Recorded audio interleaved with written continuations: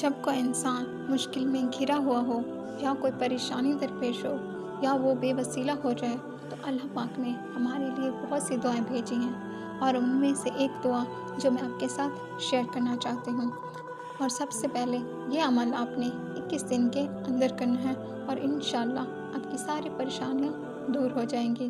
سب سے پہلے آپ نے 11 مرتبہ اول آخر درود شریف پڑھنا ہے، پھر آپ نے اس آیت کو 41 بار پڑھنا ہے، اور یہ آیت میں آپ کے سامنے پیش کرتی ہوں۔